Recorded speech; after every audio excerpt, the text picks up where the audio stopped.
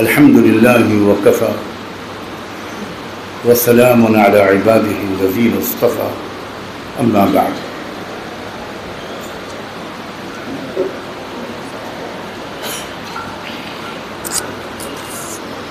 أعوذ بالله من الشيطان الرجيم. بسم الله الرحمن الرحيم.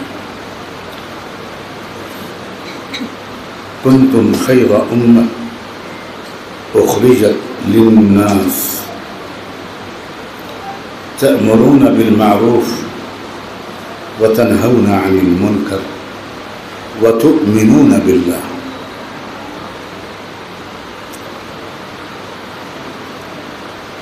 وقال تعالى: فلولا كان من القرون أولو بقية ينهون عن الفساد في الأرض. وقال تعالى: لقد أرسلنا رسلنا بالبينات وأنزلنا معهم الكتاب والميزان ليقوم الناس بالقسط.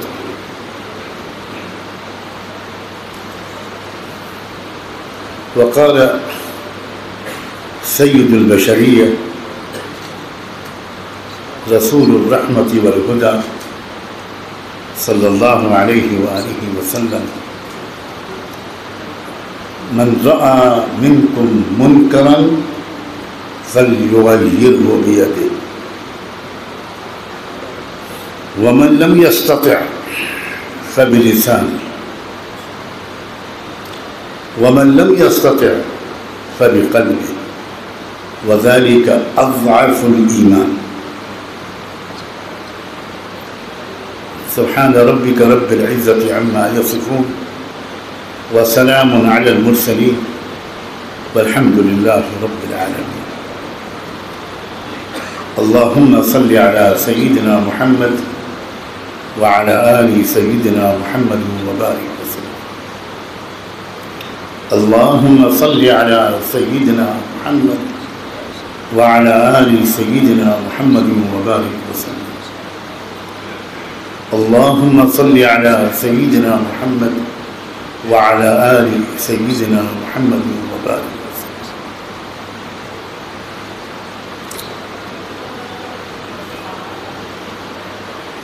اللہ کا شکر کہ اس نے ہمیں اور آپ کو ایک بہت اہم ترین مقصد کے لیے جمع فرما دیا. ان سب بزرگوں اور بھائیوں نوجوانوں کا بھی شکریہ جنہوں نے یہ موقع مجھے فراہم کر دیا، اور آپ کا بھی بے پناہ شکریہ. آپ کا مقام یہ تھا بلا مبالغہ کہ میرا فرض تھا کہ میں آپ میں سے ایک ایک کے گھر پہ حاضر ہوتا اور آپ سے درد دل تنہائی میں بیان کرتا. آپ امت کی امیدوں کا مرکز ہیں، اور کاش کہ انسانیت سمجھے تو انسانیت کے لیے بھی آپ ہی آخری امید ہیں، اس لیے کہ آپ کے پاس وہ علم ہے جو دنیا میں کسی کے پاس ہے.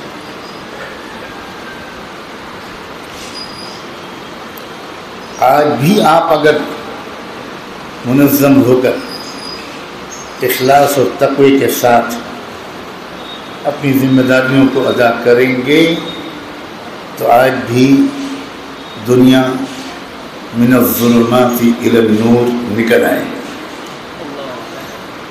دار و مدار ہم پر اور آپ پر، حکومتوں پر نہیں ہے، مالداروں پر نہیں ہے.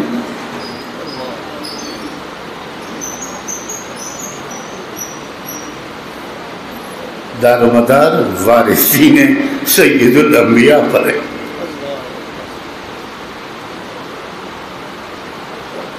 اگر ہم اپنی ذمہ داری ادا کر رہے ہوتے تو دنیا کا یہ حال نہ ہوتا. سب سے پہلے ہم اللہ سے معافی مانگتے ہیں کہ ہم نے اپنی ذمہ داری ادا نہیں کی.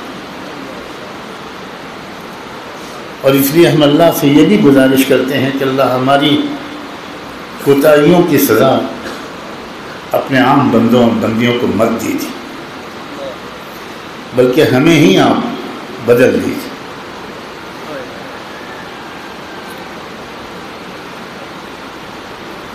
میں نے کچھ آیات شروع میں پڑھی،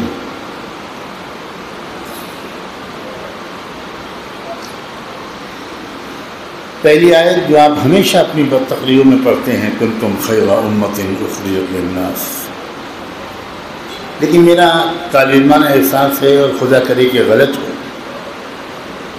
کہ اس آیت کا اصلی مطلب ہم میں سے اکثر لوگ نہیں سمجھتے۔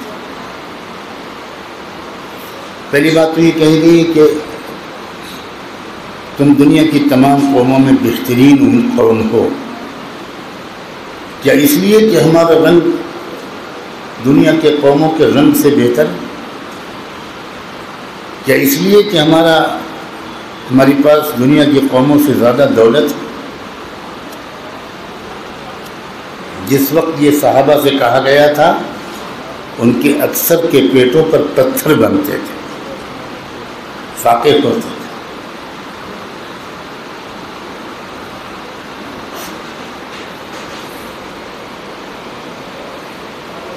لیکن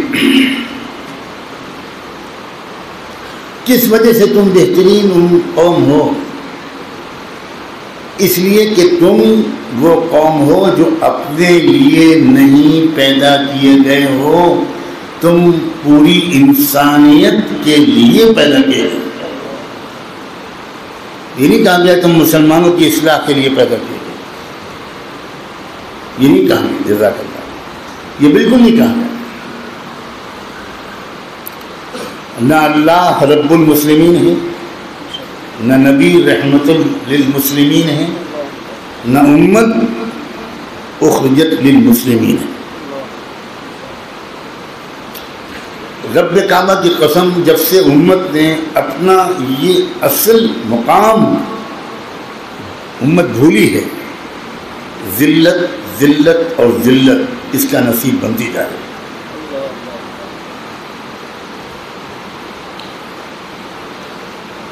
تمہیں انسانیت کی اصل خدمت کیا کرنی ہے؟ تأمرون بالمعروف وتنہون عن المنکر۔ اب یہاں چونکہ علماء ہیں، میں کھل کر بات کر سکتا ہوں۔ آپ بتائیے، ہم اور آپ جب معروف و منکر کی تشریح کرتے ہیں تو صرف ان معروفات ہمارے ذہن یا زبان پر ہوتے ہیں، وہ معروفات جن کی کمی مسلمانوں میں نظر آتی ہے۔ نماز، روزہ، تلاوت قرآن، مسجدوں میں آنا، اور ہم بھول جاتے ہیں کہ سب سے بڑا معروف توحید ہے، اور توحید کے اصل مخاطب مشرکین ہیں۔ ہم بالکل بھول جاتے ہیں کہ ہمارا اصل کام دنیا کے ان تمام بھائیوں اور بہنوں اور ان نوجوانوں کو سمجھانا تھا جو بہت بڑے منکر میں مبتلا ہے۔ جب منکر کا بھی مطلب لفظ بولتے ہیں ہم، جب نہیں عن المنکر ہماری زبان پر آتا ہے، تو آپ ذرا خود بتائیے کون سے منکرات ذہن میں آتے ہیں؟ فرمائیے، میں آگے نہیں بولوں گا۔ ٹی وی مت دیکھو، بے پردگی مت کرو، داڑھی مت مڈاؤ، تو پھر اس کا مطلب یہ ہوا کہ صرف وہ منکرات جو مسلمانوں میں، کچھ مسلمانوں میں آ جاتے ہیں، ہمارے ذہن میں صرف وہ ہوتے ہیں۔ قرآن کے عام کو خاص کرنے کا ہم کو کس نے حق دیا؟ کیا یہ قرآن کی تحریف نہیں ہے؟ جس کی اصل وجہ ہمارا خوف ہے، جس کی اصل وجہ ہمارے اپنی ذمہ داریوں سے فرار ہے، کیا بت پرستی سے بڑھ کر اس آسمان کے نیچے کوئی منکر ہے؟ یہ تو وہ منکر ہے جس کی مغفرت وہ غفار بھی نہیں کرے گا، جو غفار ہر گناہ کو معاف کرنے کو تیار ہے۔ ان اللہ لا یغفر ان یشرک به ویغفر ما دون ذلک لمن یشاء۔ ذرا سی داڑھی چھوٹی ہونے پر ہمارا تقوی بھڑک اٹھتا ہے، اور کروڑوں انسان شرک میں پیدا ہو کر شرک میں مر رہے ہیں، اور ہم زبان فَلْيُغَيِّرْهُ بِيَدِهِ مَنْ رَأَى مِنْكُمْ مُنْكَرًا فَلْيُغَيِّرْهُ بِيَدِهِ، تم میں سے جو کسی منکر کو دیکھے اس کو عملی کوششوں کے ذریعے بدلنے کی کوشش کرے۔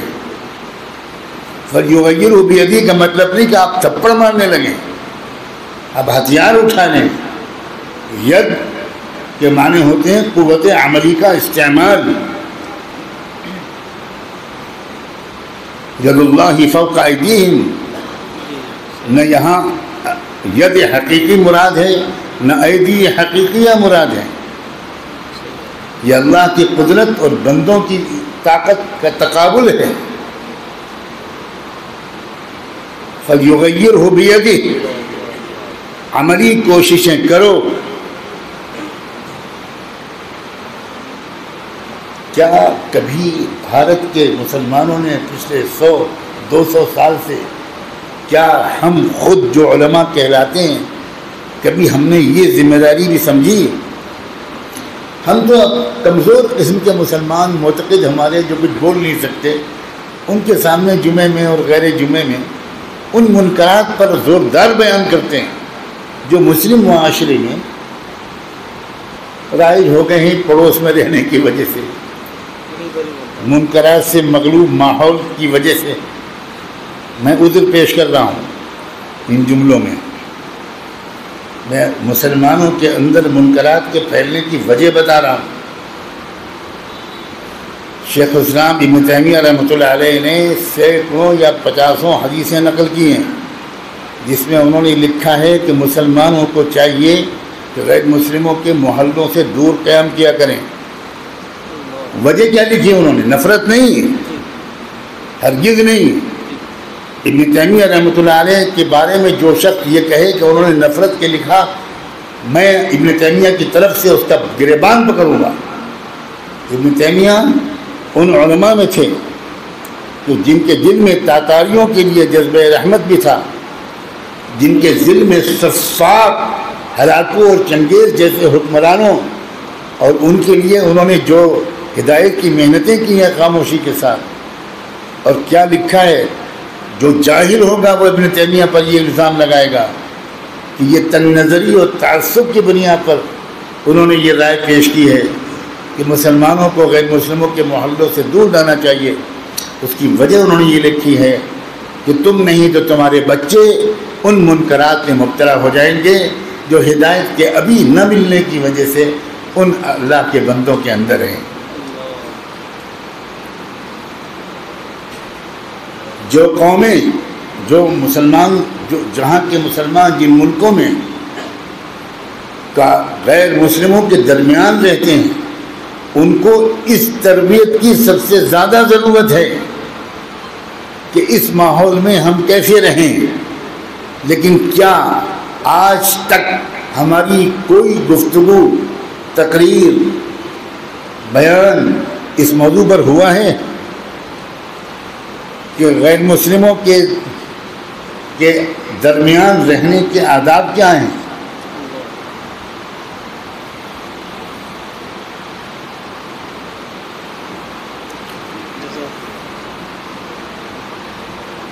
اور حدیث کے الفاظ من رأى منکم منکرا فلیغیرہ،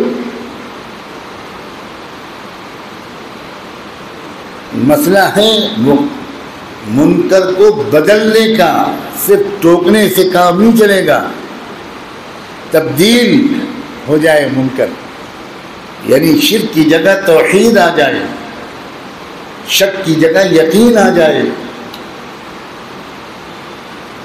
ظلم کی جگہ انصاف آ جائے، بدامنی کی جگہ امن آ جائے، جہالت کی جگہ علم اور سمجھداری آ جائے. ہماری یہ ذمہ داریاں ہیں. ہم صرف مسجد اور مدرسے کی خدمات تک اپنے کو محدود کر کے، شاید میری یہ بات بالکل درست ہو کہ عند اللہ اپنی تمام ذمہ داریوں سے عہدہ برا نہیں ہو سکتا. مسجد اور مدرسہ اہم ترین مقامات ہیں، اور ہمیں مسجد اور مدرسے کو کسی قیمت پر چھوڑنا نہیں ہے. اور مسجد اور مدرسہ ہی ہے جس نے دین کی حفاظت جتنی بھی کر سکے ہیں اب تک کی ہے. یہ مسجد اور مدرسے نہ ہوتے تو اسپین بن چکا ہوتا ہمارا ملک. لیکن صرف مسجد اور مدرسے تک اپنے کو محدود رکھنا کیا قرآن اور حدیث کے مطابق ہے؟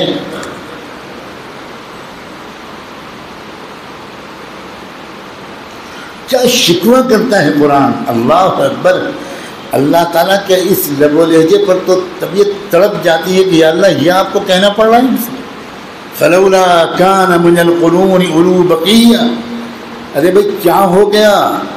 پچھلے زمانے کے بچے کچے چند لوگ بھی اب نہیں ہیں جو ینہون عن الفساد فی الارض، جو زمین میں ظلم و فساد سے روکنے کو اپنی زندگی کا مقصد اور مشن بنائیں. کیا اب بھی ایسے کچھ لوگ نہیں ہیں؟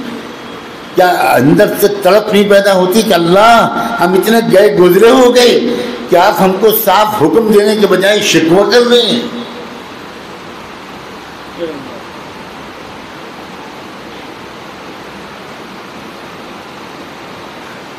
اور اسی لیے اللہ نے جب تأمرون بالمعروف وتنہون عن المنکر کہا تو اس کے بعد فرمایا وتؤمنون باللہ. اس لیے کہ جب تک اللہ کی پہچان، اللہ کی طاقت پر یقین نہیں ہوگا، ہم کبھی بھی ظلم اور کفر اور شرک سے اپنے بھائیوں اور بہنوں کو ازراہ محبت و شفقت، ازراہ خیر خواہی، نہ کہ ازراہ تعصب و تکبر، ان کو نکالنے کی کوشش کریں گے. ان کو اس سے نکالنے اور ظلم سے بچانے اور ان کو انصاف کی طرف لانے کی ہمت وہی کر سکے گا جس نے اللہ کی طاقت کو پہچان لیا.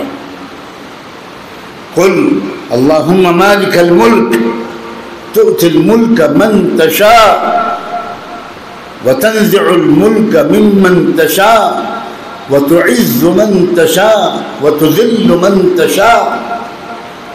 ہمیں اعتراف کرنا چاہیے کہ ہمارے دل میں غیر اللہ کا خوف بھر گیا ہے. ہمیں اعتراف کرنا چاہیے کہ ہم خوف زدہ ہیں. ہم کچھ خطرے مول لینے کو تیار ہی نہیں ہیں. میں کیا یہ باتیں غلط کہہ رہا ہوں؟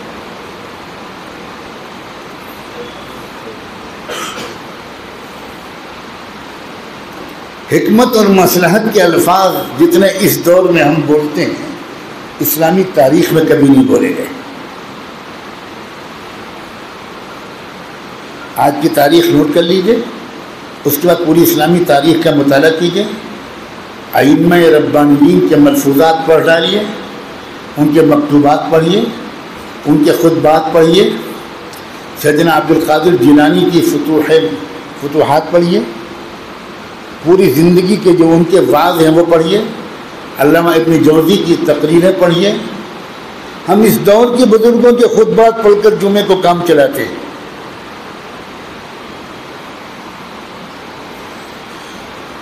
اور اگر جمعے کا بیان نہ کرنا پڑتا تو خطبات بھی ہم نہ پڑھتے، اس لیے کہ ہم سے کم مطالعہ کرنے والی کوئی اور قوم میرے علم میں نہیں. ہو سکتا ہے ہو،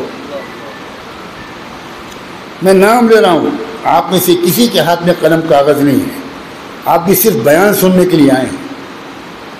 یہ اس بات کی دلیل ہے کہ آپ کا آئندہ کچھ سیکھ کر طرز عمل کی تبدیلی کا شاید پورا ارادہ نہیں. ابن جوزی کی تحقیق کیا ہزاروں بیانات چھپے ہوئے. سید الخاطر پڑھیے ابن جوزی کی. سیدنا عبد القادر جیلانی کی تقریریں اور بیانات جو روز مجلس میں کرتے تھے. لوگ سیدنا عبد القادر جیلانی کا نام سنتے ہیں تو خدا جانے کیا تصور ذہن میں آتا ہے. معلوم ہوتا ہے کوئی شاہ صاحب تھے پیر موغا،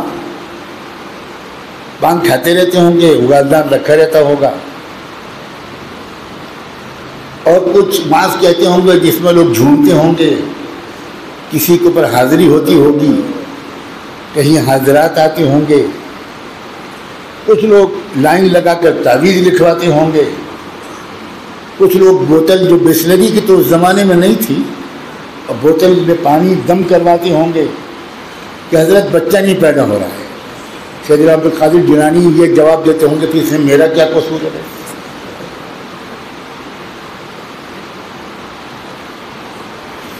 حضرت دکان نہیں چل رہی. یہ مذاق بنایا ہے اس سید السادات کا جس پر میرے ماں باپ 10 لاکھ بار قربان.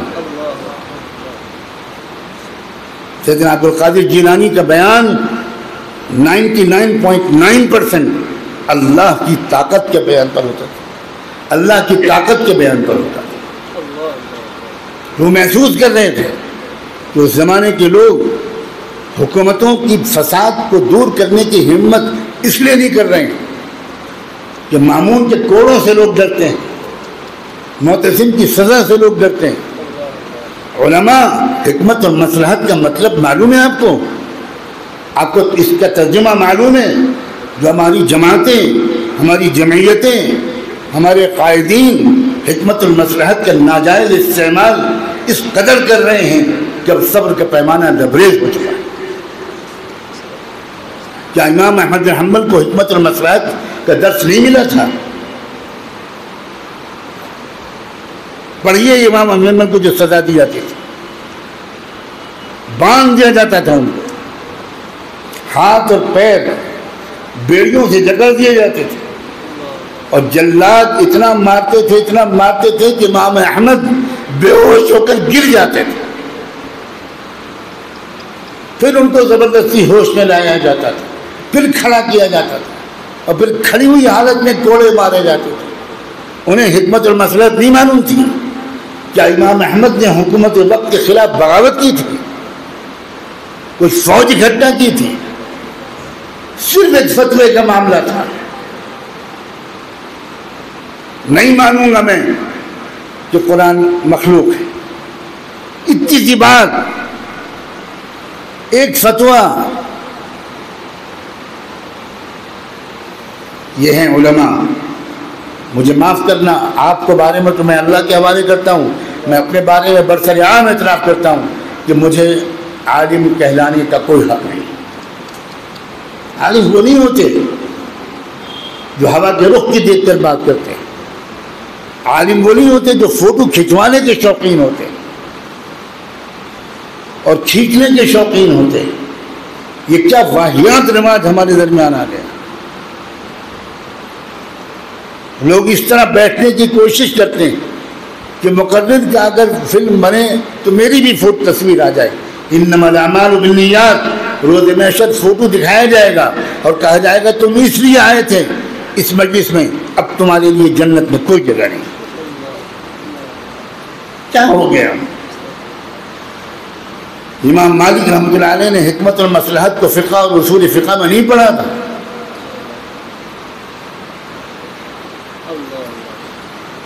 امام دار الہجرہ جن کی ولادت کی خوشخبریاں بعض شارحین حدیث کے مطابق خود حضور اکرم صلی اللہ علیہ وآلہ وسلم کی زبان حق ترجمان پر آ چکی تھی، وہ امام مالک خچر یا گدھے پر بٹھا کر اور چہرے پر کالک موت کر مدینے میں ان کو چکر لگوائے گئے، ذلیل کیا گیا.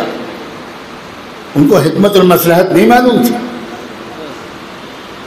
صرف طلاق کا ایک مسئلہ تھا اور کچھ نہیں تھا. کوئی سیاسی مسئلہ نہیں تھا. یہاں تو ایمانی وجود آخری داؤں پر لگا ہوا ہے، یہاں کفر و شرک اپنے آخری سرکشی پر آمد ہے، یہاں مار مار کے جے شری رام کہلوایا جا رہا ہے، اور ہم کہتے ہیں حکمت المسئلہ ہے۔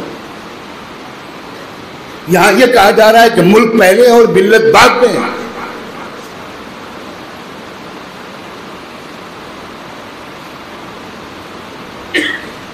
کیا حیثیت ہے کسی ملک کی اللہ کے سامنے اور رسول کے سامنے؟ کیا حیثیت ہے کسی وطن کی اللہ اور اللہ کے رسول کے کلام اور دین و شریعت اور آخرت اور کے مقابلے میں؟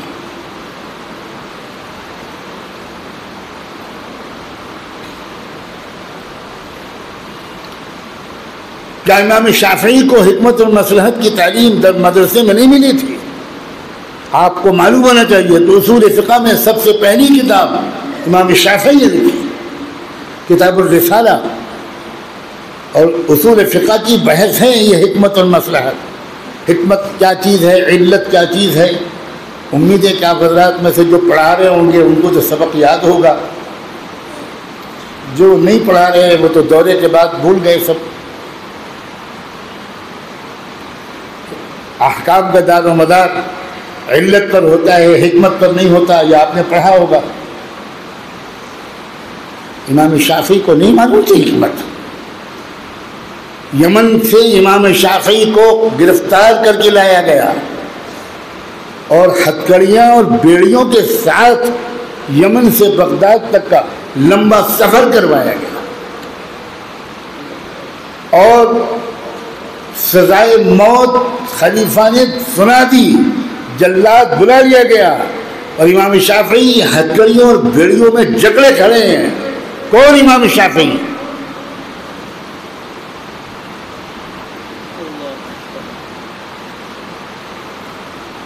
اس زمانے کے 10 کروڑ علماء امام شافعی کی زندگی کے 1 گھنٹے کے برابر خدمت نہیں کر سکتے۔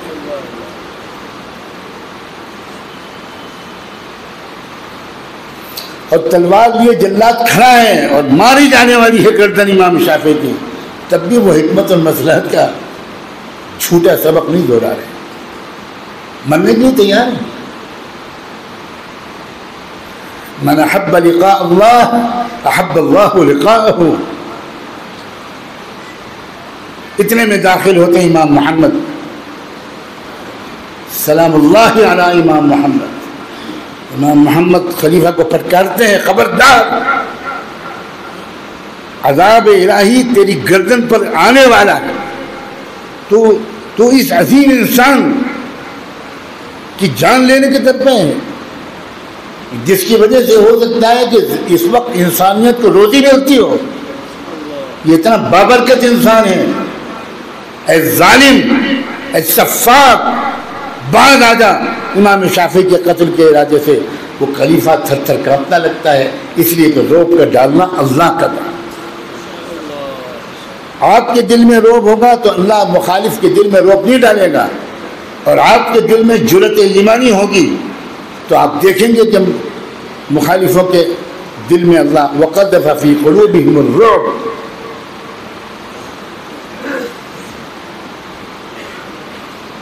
چنانچہ فوراً رہائی کا حکم عطا ہوا، اور ہم اپنے کو حنفی کہتے ہیں۔ کیا ہم جانتے ہیں کہ امام ابو حنیفہ کون تھے؟ کیا ہمیں نہیں معلوم کہ امام ابو حنیفہ کی موت کسی مدرسے و خانقاہ میں نہیں ہوئی تھی؟ امام ابو حنیفہ کی وفات جیل میں ہوئی تھی، گرفتار کیے گئے، جیل میں ڈالے گئے اور وہیں انتقال کیا گیا۔ یہ ہوتے ہیں علماء۔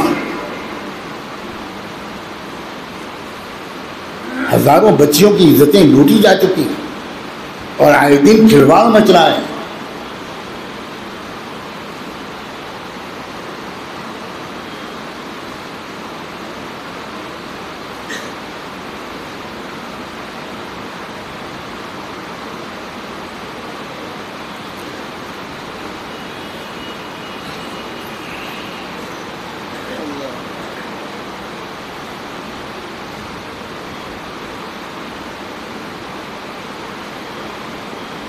کسی کو بھی حق ہے کہ وہ کسی ملک کے اقتدار حاصل کرنے کی کوشش کرے.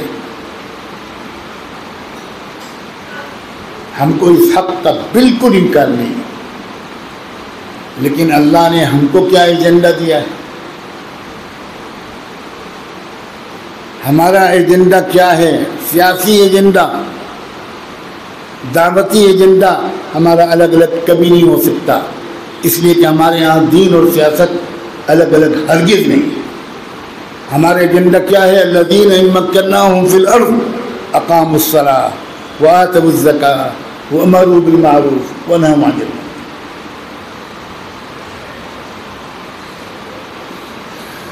یہ ہمارا ایجنڈا ہے، ہمارا اجتماعی مقصد ہے.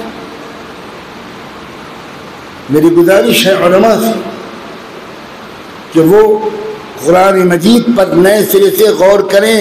گستاخی معاف، ہم میں سے 99.9% اکثریت عوام کے بارے میں نہیں کہہ رہا ہوں، اپنے اور آپ کے بارے میں کہہ رہا ہوں، قرآن مجید کو اس طرح بالکل نہیں سمجھ رہی ہے جس طرح قرآن کو سمجھنے کا حق ہے. اگر یہ بات غلط ہے تو آپ ابھی کھڑے ہو کر مجھے ٹوکیے.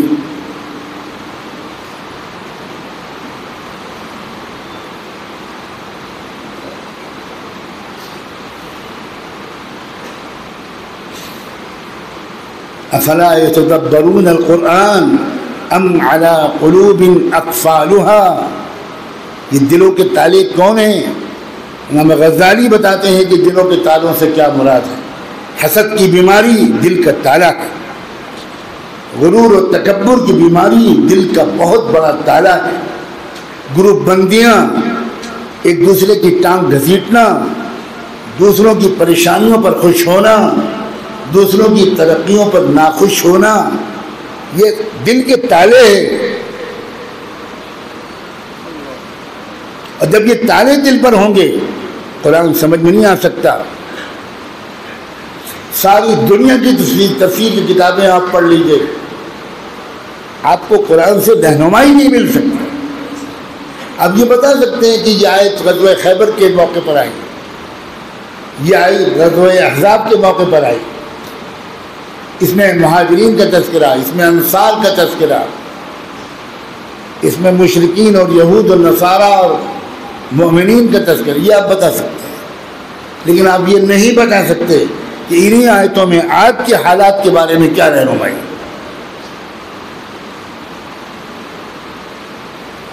ہمارا تو حال یہ ہے کہ یا تو ہمارے نزدیک قرآن میں تذکرہ ہے مشرکین کا یا یہود کا یا نصارہ کا یا منافقین کا یا خیبر، حنین، احد، بدر کا،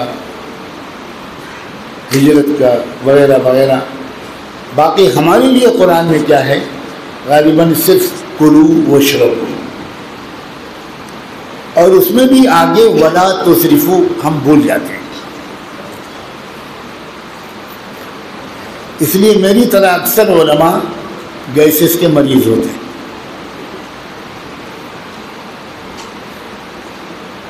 اس لیے کہ ولا تسرفوا بالکل بھول جاتے ہیں.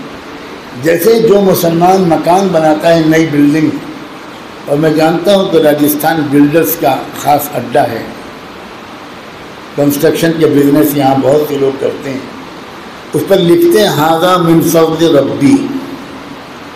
وہاں بھی بہت ہوشیار ہیں، آگے کی آیت نہیں لکھتے کہ لیبلونی اشکر ام اکفر. کیا ذہانت ہے مسلمانوں. تم اللہ کے ساتھ کھلواڑ کر رہے ہو.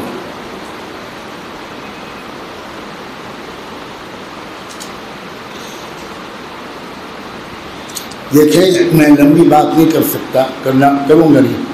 ایک فیصلہ کن وقت آ چکا ہے، بالکل صاف سن لیجیے. احادیث فتن میں جو فیصلہ کن وقت کا تذکرہ ہے اس کی شروعات اور الٹی گنتی شروع ہو چکی ہے. ہماری مدرسوں میں ایک مصیبت اور ہے کہ احادیث فتن کو تفصیل سے یہ جملہ پورا نہیں کروں گا، آگے بتائیے. نہیں، دیکھو میں نے نہیں کہا ہے، آپ نے کہا ہے. ہمارے یہاں تفسیر سے کیا پڑھایا جاتا ہے؟ قلتین،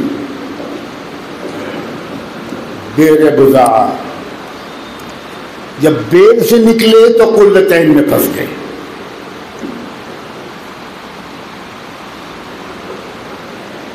قرأت فاتحہ خلف الامام،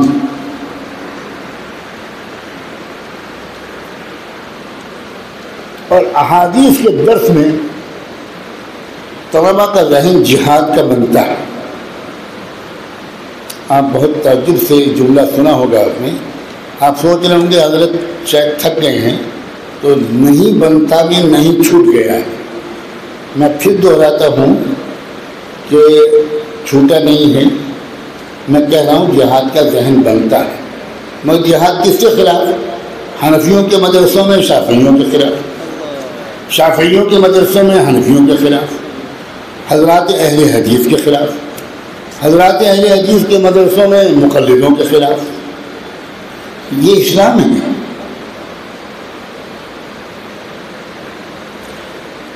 جب کتاب الرقاق آتا ہے، کتاب الاخلاق، کتاب الزہد آتا ہے، وہ پڑھ لو،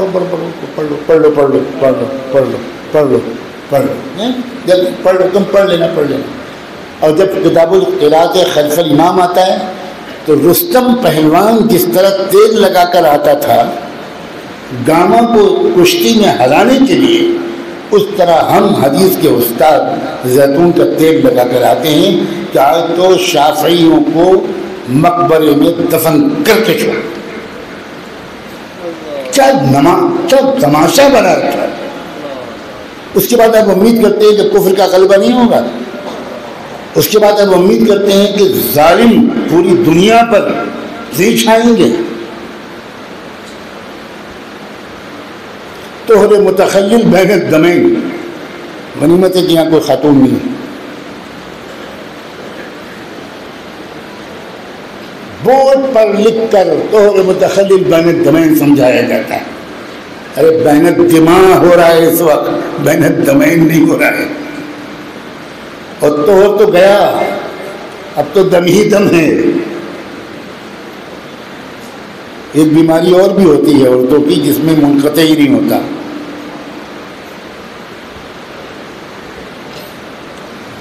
کیا ہو گیا بھائی؟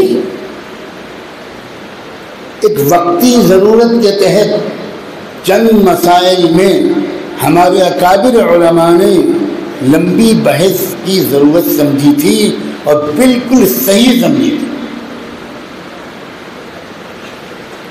میں وضاحت کرتا ہوں.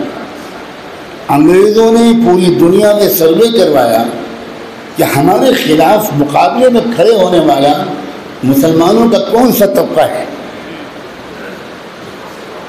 انگریزوں سے میری مراد صرف برطانیہ کے لوگ نہیں، فرانس کے لوگ، ہالینڈ کے لوگ، کیونکہ یہی ملک تھے جنہوں نے پوری دنیا کو بندر بانٹ کر رکھا تھا. تو جو رپورٹ آئی وہ یہ آئی کہ اصل میں جو لوگ مقلد ہیں، چاہے وہ حنفی ہوں، چاہے شافعی ہوں، چاہے وہ مالکی ہوں، اور جن کا کچھ تصوف اور خانقاہ سے ذکر، اہل ذکر سے تعلق ہے، وہی لوگ پوری دنیا میں مغربی سامراج کا مقابلہ کر رہے ہیں. یہ رپورٹ میں نے خود برٹش لائبریری لندن میں پڑھی ہے. اس کے بعد ان تمام مغربی طاقتوں نے یہ فیصلہ کیا کہ ان کو آپس میں لڑاؤ، اور آپس میں لڑانے کے لیے انہوں نے کچھ مولوی خریدے.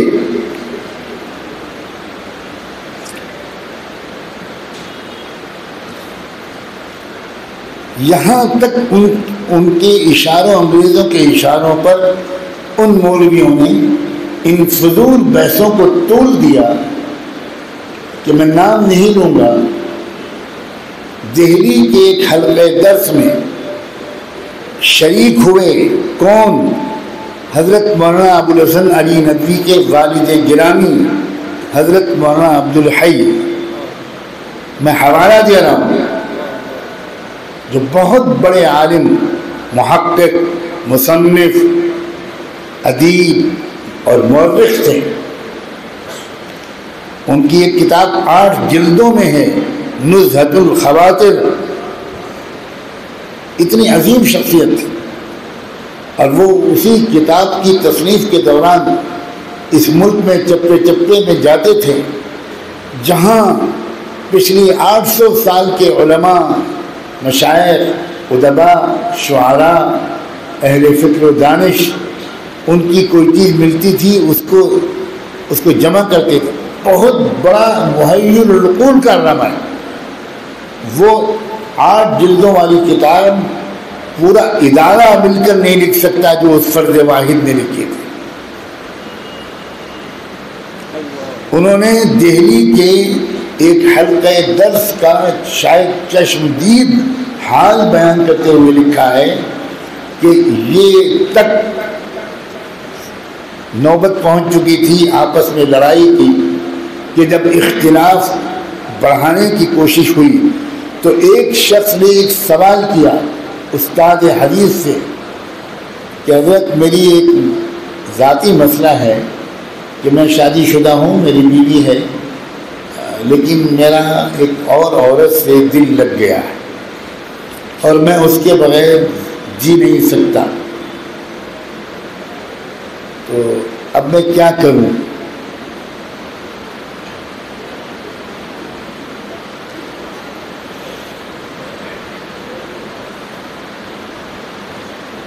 تو انہوں نے جواب میں یہ کہا، ہاں جس عورت سے میرا دل لگا ہے وہ بھی شادی شدہ ہے، تو اب میں اس سے کیسے نکاح کر سکتا ہوں جبکہ وہ شادی شدہ ہے، شوہر اس کا زندہ ہے؟ تو استاد نے پوچھا کہ وہ جو اس کا شوہر ہے وہ حنفی ہے؟ تو جواب میں اس نے کہا کہ جی ہاں وہ حنفی ہے. کہا پھر تو وہ مشرک ہے، مباح الدم ہے، اس کو قتل کروا دو یا کر دو، عدت کے بعد اس کی بیوی سے شادی کر لینا. اس درجے کی نفرت، گمراہی اور غلط فہمی انگریزوں کی سازش کی وجہ سے آئی تھی. تب ہمارے اکابر نے جو اہل نظر تھے، بالغ نظر تھے، اصحاب بصیرت تھے، جو پہلے ان اختلافی مسائل پر لمبی گفتگو بالکل نہیں کرتے تھے، انہوں نے چند مسائل پر یہ اطمینان دلانے کے لیے کہ کوئی جزیہ ان فقہاء اربعہ کے مسلک کا حدیث کے خلاف نہیں ہے، یہ ایک وقتی ضرورت سے انہوں نے چند مسائل میں لمبی گفتگو شروع کی تھی. ورنہ علامہ انور شاہ کشمیری، جن کو امیر المومنین فی الحدیث بجا طور پر کہا جاتا ہے، ان کے استاد حضرت شیخ الہند رحمۃ اللہ علیہ کا درس آپ خود پڑھ لیجئے، اس میں نہایت مختصر گفتگو ان مسائل پر ہوتی تھی. اور یاد رکھنا کہ جو قرآن اور اسلام کی روح کو سمجھتا ہے، بعثت نبوی کی مقصد کو سمجھتا ہے، وہ صحیح توازن کے ساتھ قرآن و حدیث کی تشریح کرتا ہے. جو یہ سمجھتا ہے کہ اسلام کا مقصد دنیا میں انصاف کا قیام ہے، مقصد ہے لقد ارسلنا رسولنا بالبینات وانزلنا معهم الكتاب والميزان ليقوم الناس بالقسط. اللہ تعالیٰ کہتے ہیں ہم نے تمام نبیوں کو تو بھیجا الکتاب اور المیزان لے کر.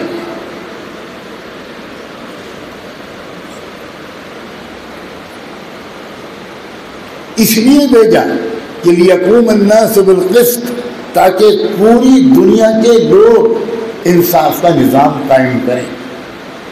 اب سوچیں ذرا، ہم کہتے ہیں ہم نبیوں والا کام کر رہے ہیں، ہم کہتے ہیں ہم نبیوں کے وارث ہیں. میں آپ سے عرض کرتا ہوں، ہمارا کام اس وقت ملک میں صرف اپنے لیے انصاف حاصل کرنا نہیں ہے، یہ چھوٹا مقصد ہے۔ ہمیں ہمارا کام اس پورے ملک کے کم سے کم اس پورے ملک کے تمام باشندوں کو انصاف دلانا ہے، اور یہ امن و انصاف دونوں کا چوری دامن کا ساتھ ہے۔ انصاف ہوتا ہے تو امن ہوتا ہے، انصاف نہیں ہوگا تو امن نہیں ہے۔ آپ اگر اپنے گھر میں انصاف نہیں کریں گے تو گھر میں بدامنی ہوگی، آپ اگر اپنے خاندان میں انصاف نہیں کریں گے تو خاندان میں جھگڑے ہوں گے۔ ہم اس ملک کے اس کی ترقی، اس کی سالمیت اور تمام پہلوؤں سے اس کی ترقی کے خواہش مند ہیں۔ آج کا تو عجیب زمانہ ہے، ہر لفظ بول کر اس کی ہندی کی چندی کرنی پڑتی ہے۔ ترقی کا کیا مطلب؟ سب کا ساتھ، سب کا وکاس۔ ترقی کا مطلب چوڑی چوڑی سڑکیں؟ بے شک یہ بھی ترقی کا حصہ ہے، لیکن اگر ملک میں سڑکیں چوڑی بن رہی ہوں اور اخلاقیات گرتی چلی جا رہی ہوں، کرائمز بڑھ رہے ہوں، چوریاں بڑھ رہی ہوں، ڈاکے، قتل و غارت گری بڑھ رہی ہو، کسی لڑکی کا صحیح سالم گھر سے نکل کر واپس آنا ایک غیر معمولی بات ہو، جب ماں باپ اپنی بچوں کو کالج بھیجیں تو کم سے کم ماں جب تک کہ اس کی بیٹی واپس نہ آ جائے تب تک اس کا دل وہیں لگا رہتا ہے کہ پتہ نہیں میری بیٹی واپس آ پائے گی کہ نہیں آ پائے گی۔ ملک تباہ ہو رہا ہے، عریانیت، بے حیائی، لوٹ مار، ذخیرہ اندوزی، ہورڈنگ، مصنوعی مہنگائی۔ میں لفظ بول رہا ہوں، مصنوعی مہنگائی۔ آپ کے سامنے میں کیا تشریح کروں؟ کسی بڑے سے بڑے ماہر معاشیات کو لائیے اور میں ثابت کروں کہ اس ملک کی مہنگائی مصنوعی مہنگائی۔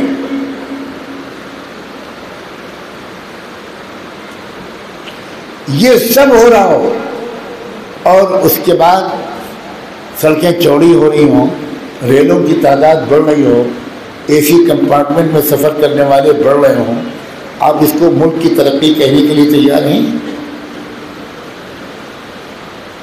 کاش کہ ہمارے ملک کے چلانے والے لوگ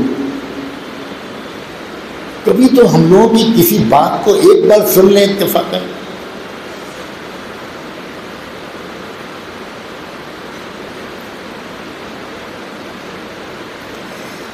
آپ کا داہنا بازو بہت موٹا ہو جائے،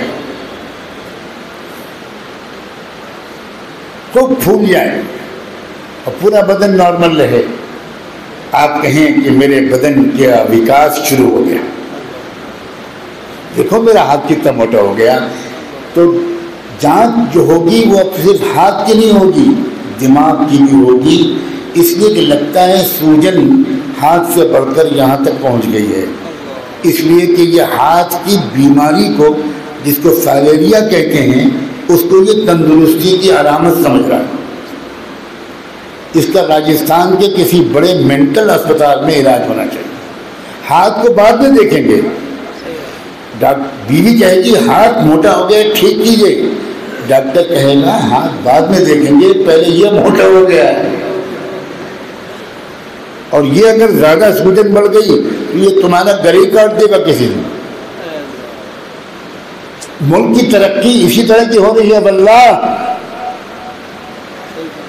13 مہینے تک کسانوں کو کیوں بیٹھنا پڑا؟ 750 کسانوں کو اپنی جان کیوں دینی پڑی؟ اگر ملک کی ترقی ہو رہی تھی تو وہ کسان کیوں بیٹھے ہوئے تھے سردی گرمی اور برسات میں؟ ملک کی ترقی نہیں ہو رہی ہے، امبانی کی ترقی ہو رہی ہے، اڈانی کی ترقی ہو رہی ہے۔ یہ کوئی ترقی؟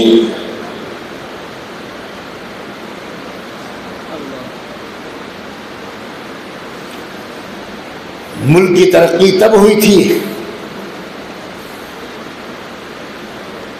جب شہد تھوڑا مہنگا ہو گیا تو انصاف کے سب سے بڑے قائد اور رہنما حضرت عمر نے کہا جب تک ہر آدمی شہد کھانے والا نہیں بنے گا عمر کے گھر میں شہد نہیں آئے گا۔ یہ ہے ترقی، یہ ہے سب کا ساتھ، سب کا وکاس اور سب کا وشواس۔ ہم اور تم دے سکتے ہیں اور کوئی نہیں دے سکتا۔ احساس کمتری سے نکلو، نکلو احساس کمتری سے۔ اور کوئی بات اگر قرآن و سنت کی تعلیمات کے خلاف کہی جائے تو احترام اور ادب کے حدود ہوتے ہیں۔ احترام اور ادب کا یہ مطلب نہیں ہے کہ علماء سامنے بیٹھ کر نہایت غلط باتوں پر تالیاں بجائیں۔ لا حول ولا قوت الا باللہ۔ رحمت دو عالم سیدنا محمد رسول اللہ سے بڑھ کر احترام اور ادب کے لائق کوئی ہستی اس آسمان کے نیچے پیدا ہوئی ہے؟ انہوں نے ایک بار اچانک صحابہ کے سامنے ایک جملہ بول دیا، کہا انصر اخاک ظالما او مظلوما۔ دیکھو اپنے برادر کی مدد کرنی ہے، اپنی برادری کا آدمی ہو، اپنا بھائی ہو، اس کی مدد کرو۔ یہ مت دیکھو کہ وہ ظالم ہے یا مظلوم، ہزار وہ ظالم ہو مگر مدد اس کی کرنی ہے۔ اگر ہمارے جیسے معتقدین ہوتے معاذ اللہ، تکبیر، لا حول ولا قوت۔ کیا ہو گیا علماء کو بھائی؟ صحابہ کرام خاموش نہیں بیٹھے۔ صحابہ نے کہا اللہ کے رسول ایک بات پوچھنا چاہتے ہیں، آپ نے اب تک ہم کو سکھایا ہے کہ مدد مظلوم کی کرنی ہے چاہے وہ غیر ہو، اور ظالم کی مدد ہرگز نہیں کرنی چاہے وہ ہمارا سگا بھائی ہو۔ آج آپ یہ بات کیا فرما رہے ہیں؟ یہ ہے اسلام، یہ ہے تربیت۔ اس زمانے میں تو کوئی پوچھ لے گا تو خلافت سلب کر لی جائے۔ خلافت بھی چاکلیٹ ہے، گڈو میاں کو دے دی، گڈو میاں سے لے لی، کیونکہ وہ خلافت لینے کے لیے مرید ہوا تھا، نہ تقوی سیکھنے کے لیے ہوا تھا، نہ اخلاص سیکھنے کے لیے۔ اس کو لگا تھا یار خلیفہ بننے کے بعد مارکیٹ اچھا چلے گا، پھر انشاءاللہ بائک سے آگے بڑھ کر کم سے کم ماروتی 800 تو آئی جائے گی بڑھیا، اور پھر کچھ اور مرید ہوں گے، کچھ کسی مالدار علاقے میں چھاپا ماروں گا آدھی رات میں تو پھر BMW بھی آ جائے گی۔ کیا تماشا بچایا ہے یار، کیا ہو رہا ہے؟ صحابہ نے پوچھا کہ یہ کیا بات آپ کہہ رہے ہیں، ظالم کی مدد؟ میں سچ کہتا ہوں اللہ کے رسول کو اس وقت ساری زندگی کا غم آپ بھول گئے ہوں گے، اتنی خوشی ہوئی ہوگی۔ آپ کو محسوس ہوا ہوگا کہ میری محنت رائے گا نہیں جا رہی۔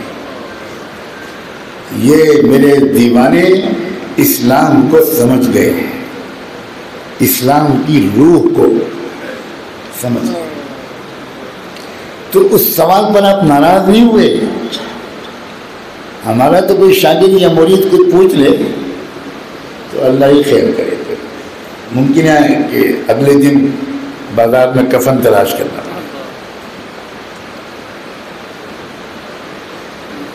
حضور نے فرمایا دیکھو بات سمجھو میں کیا کہنا چاہ رہا ہوں، مظلوم کی مدد تو تم سمجھتے ہو، اس کو ظلم سے بچانا، اس کو حق دلانا، لیکن جو ظالم ہو اس کی مدد سے میری مراد یہ ہے کہ اس کو ظلم کرنے سے روکو، یہ اس کی مدد ہے۔ ظلم سے روکنا یہ ہمارا فرض ہے. تماشا دیکھنا اس سے کام نہیں چلے گا اور ظلم بڑھتا ہی چلا جا رہا ہے. اور صرف مسلمانوں پر ظلم نہیں ہو رہا, یہ نہایت ناواقفیت ہے. اور مسلمانوں پر تو ظلم کالے قسم کے ظالموں نے شروع کیا ہے 60-70 سال سے, 75 سال سے. اس ملک میں تو وہ آبادی زیادہ ہے جن پر ہزاروں سال سے ظلم ہو رہا ہے.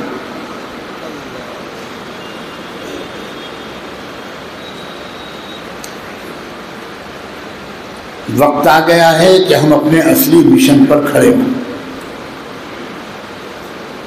کتنے لوگ تیار ہیں؟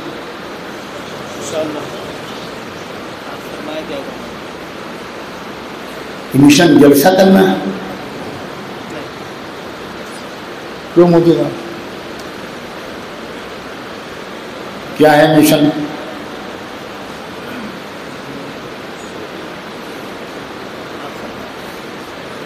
بولو. یا ایھا الذین آمنوا کونوا قوامین بالقسط شہداء للناس. پھر نہیں, پھر یہ نہیں, پھر کے کہا شہداء للمسلمین نہیں کہا,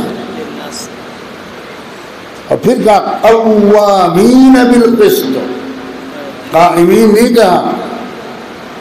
کیا ہے یار, ہم لوگ کیا سمجھیں اسلام؟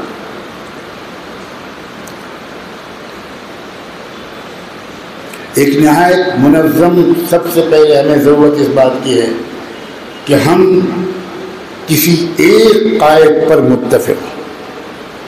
بہت صاف لفظوں میں کہہ رہا ہوں, بالکل صاف لفظوں میں. میری نیت اللہ جانتا ہے. مجھے کسی سے اخلاص کے سرٹیفکیٹ کی ضرورت نہیں ہے. میرا رب میرے دل کے یہاں خانے میں چھپی ہوئی ان نیتوں کو جانتا ہے جن نیتوں کے ساتھ میں یہ جملہ کہہ رہا ہوں. سورہ بقرہ میں آئے اللہ نے بہت سبق آموز واقعہ سنایا. الم تر الی الملأ من بنی اسرائیل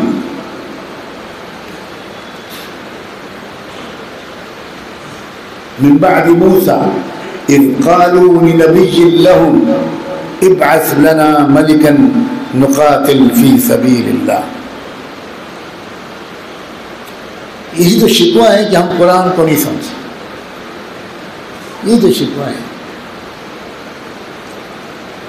بنو اسرائیل کی پوری تاریخ ہو بہو وہی جو تاریخ ہماری عہد نبوت کے بعد سے اب تک ہے, بالکل کاربن کاپی ہے ہماری. ہم ان کی تاریخ کی کاربن کاپی ہیں.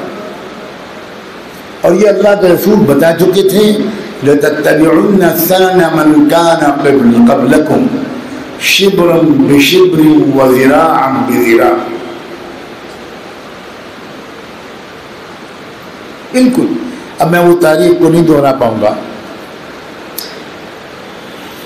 شروع کا دور انبیاء علیہ السلام کی براہ راست رہنمائی میں بنو اسرائیل کا گزرا, اور وہ دور بڑا شاندار دور, سنہرا دور. اس کے بعد ان کے خلفائے راشدین کا دور گزرا بنو اسرائیل.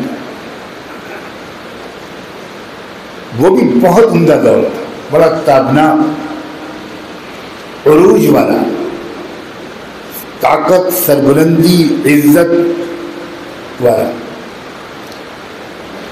اس کے بعد تیسرا ایک دور بنو اسرائیل پر وہ آیا کہ ان کی سیاسی دنیاوی قیادت الگ ہو گئی اور دینی روحانی قیادت الگ ہو گئی. لیکن دونوں کے درمیان بھرپور رابطہ اور اعتماد جاری رہا.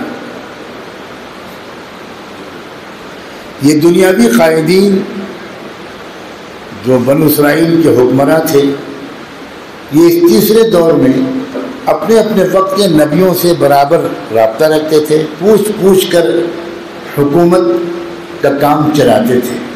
یہ دور بھی پچھلے دوروں کے بعد بہترین دور تھا۔ چوتھا دور وہ آیا بنو اسرائیل کی تاریخ میں جب ان دونوں کے درمیان کا رابطہ بالکل ٹوٹ گیا۔ سیاسی رہنما، دنیاوی لیڈران اور حکمران یہ نبیوں سے بہت دور ہو گئے، حقیر سمجھنے لگے، رابطہ ٹوٹ گیا۔ یہی دور تھا بنو اسرائیل کی تاریخ کا بدترین دور۔ اسی دور میں مسجد اقصی ہاتھ سے گئی، اسی دور میں مارے گئے، پٹائی کی گئی۔ لِيَدْخُلُوا الْمَسْجِدَ كَمَا دَخَلُوهُ أَوَّلَ مَرَّةٍ وَلِيُتَبِّرُوا مَا عَلَوْا تَتْبِيرًا۔ بہت مارا گیا بنو اسرائیل۔ إِنَّ الْمُلُوكَ إِذَا دَخَلُوا قَرْيَةً أَفْسَدُوهَا وَجَعَلُوا عِزَّةَ أَهْلِهَا أَذِلَّةً ضُرِبَتْ عَلَيْهِمُ الذِّلَّةُ وَالْمَسْكَنَةُ وَبَاءُوا بِغَضَبٍ مِّنَ اللَّهِ۔ یہ چوتھے دور کی تاریخ ہے، اور یہ تاریخ قرآن میں اس لیے بیان کی گئی تھی کہ مسلمان اچھی طرح واقف رہے کہ یہی تمہارے ساتھ بھی ہوگا۔ میں گستاخی کر کے ایک بات پوچھوں، کیا قرآن مجید کی کسی آیت سے یہ پوری تاریخ آپ نے اب تک سمجھی؟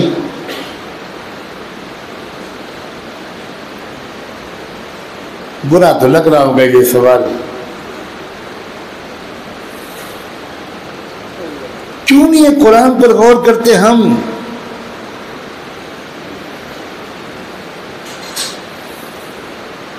کیا علماء بھی، علماء کا نصاب بھی صرف فضائل اعمال ہے؟ میں کلمت حق کہنے کا عادی ہوں، اس کی بہت سزائیں بھی مجھے ملتی۔ حضرت مولانا الیاس رحمۃ اللہ علیہ علماء کا نصاب جانتے ہو کیا پڑھاتے تھے علماء کو؟ جن دو علماء سے میں نے تبلیغ کی محنت تھوڑی بہت سیکھی اور جن کے قدموں میں رہ کر میں نے یہ جانا کہ کون ہوتے ہیں علماء، حضرت مولانا سعید احمد خان صاحب مہاجر مدنی اور حضرت مولانا عبید اللہ بلیاوی، ان دونوں کو براہ راست حضرت مولانا الیاس نے کیا نصاب پڑھایا تھا، اور یہی نہیں اور بھی علماء۔ وہ نصاب کیا تھا؟ اس نصاب میں البدایہ والنہایہ 12 جلدوں میں ابن کثیر کی حضرت مولانا الیاس نے علماء کو پڑھائی تھی۔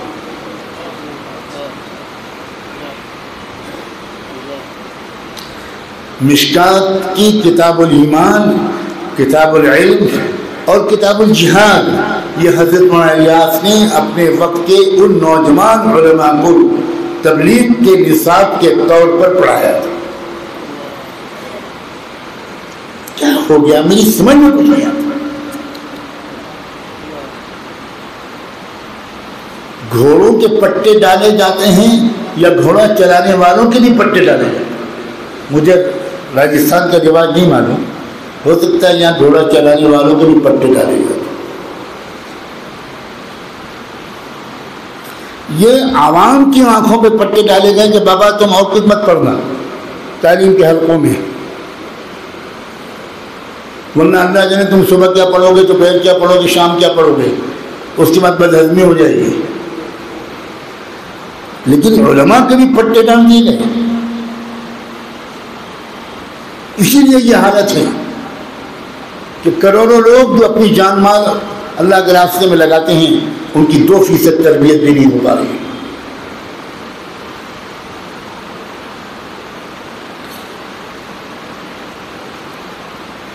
اس وقت بنو اسرائیل کے اندر جب بیداری پیدا ہوئی، چوتھے دور کی ذلتوں سے گزرنے کے بعد ان کے کچھ لوگوں کے اندر ایک بے چینی، ایک شعور، ایک بیداری، احساس ذمہ داری اور تبدیلی کے لیے کچھ کرنے کا جذبہ یہ پیدا ہو،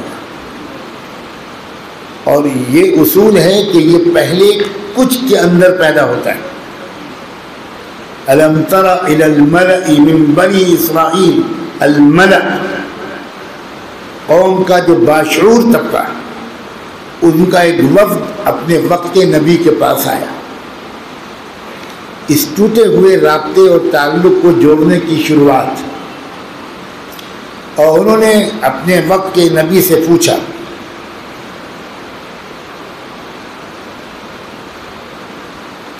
بلکہ گزارش کی، ابعث لنا ملکا نقاتل فی سبیل اللہ، کہ دیکھیے ہم آپ کے پاس اس لیے حاضر ہوئے ہیں کہ اب آپ ہمارے لیے ایک دنیاوی قائد مقرر کر دیجیے.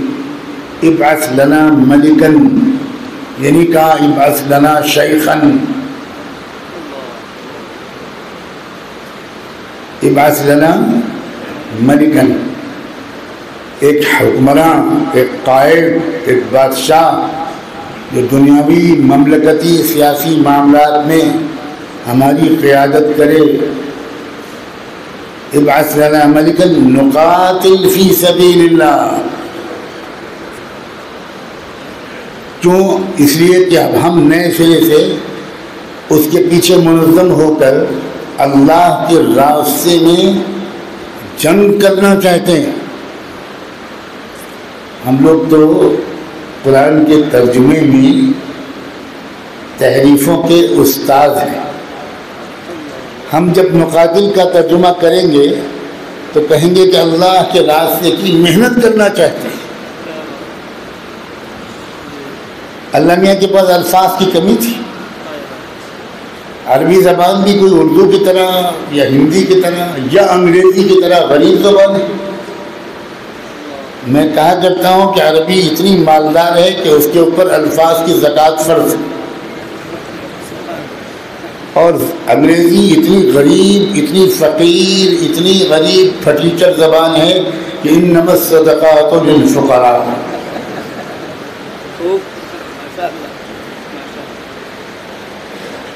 میں مثال دیتا ہوں، کوئی ادبی ذوق رکھنے والا کوئی ہو، رونے کے لیے عربی زبان میں 150 الفاظ ہیں، اس لیے کہ رونا بہت قسم کا ہوتا ہے. اور انگریزی میں weep and cry, nothing more than that، 2 لفظ ہیں. حضرت مولانا ابوالحسن علی ندوی مجھے بار بار یاد آتے ہیں. ان کا امریکہ میں آنکھ کا آپریشن ہوا. آنکھ کے آپریشن کے بعد جب ان کو سرجن نے مبارکباد دے کر رخصت کیا تو ایک جملہ کہا، بس mister Nadvi please don't weep, آنکھوں سے آنسو نہیں نکلنے چاہیے، ابھی کچھ دن یہ پرہیز رہے گا. مولانا علی میاں کہنے لگے، میری ادبی رگ پھڑک گئی اور میں نے سوچا کہ یہ کتنا فقیر انسان ہے. اس کے پاس اس وقت رونا منع کرنے کے لیے بھی وہی لفظ ہے کہ جو پھانسی کے پھندے پر چڑھتے وقت کوئی قیدی روتا ہے، وہی لفظ. ماں بیٹی کو رخصت کرتی ہے سسرال کے لیے، اس وقت روتی ہے، وہی لفظ. عربی بہت مالدار زبان ہے، اور اس مالدار زبان میں کوئی کمی نہیں تھی. اللہ نقاتل کے بجائے کچھ اور لفظ بول دیتے، محنت والا، ملائم ملائم، گلابی گلابی. نجتہد فی سبیل اللہ، نقاتل فی سبیل اللہ. ہماری اندر تو یہ بھی ہمت نہیں کہ ہم مسجد کے اندر اپنوں کے درمیان بیٹھ کر قرآن کا صحیح ترجمہ کرتے ہیں. ہم کس سے جنگ کرنا چاہتے ہیں اور کس لیے جنگ کرنا چاہتے ہیں؟ ہم کسی قیمت پر غیر مسلموں سے جنگ نہیں کرنا چاہتے، ہرگز نہیں. ہم ہندوؤں سے جنگ نہیں کرنا چاہتے، ہم سکھوں، عیسائیوں بدھسٹوں، SC ST اور OBC، ہم کسی سے جنگ نہیں کرنا چاہتے. ہم برلا اور ٹاٹا سے جنگ نہیں کرنا چاہتے. ہم جنگ کرنا چاہتے ہیں غریبوں پر ظلم ڈالنے والوں سے، چاہے وہ مسلمان ہوں. ہم جنگ کرنا چاہتے ہیں ان سے جو ظلم کریں، عربی میں، سنسکرت اور ہندی میں صرف کریں. ہم سے ان سے جنگ نہیں کرنا چاہتے، ہم ان سے بھی مقابلہ کرنا چاہتے ہیں جو مکہ اور مدینہ میں ظلم کرتے ہیں. ہماری لڑائی کسی قوم سے ہے ہی نہیں، ہمارا اختلاف کسی مذہب سے ہے ہی نہیں، ہرگز نہیں. لکم دینکم ولی دین. لیکن یہ کہ ہم غریبوں پر ظلم ہوتا ہوا دیکھیں، ہم کسانوں پر ظلم ہوتا ہوا دیکھیں اور تماشائی بنے رہیں، اسلام اس کی اجازت نہیں دیتا، بالکل نہیں.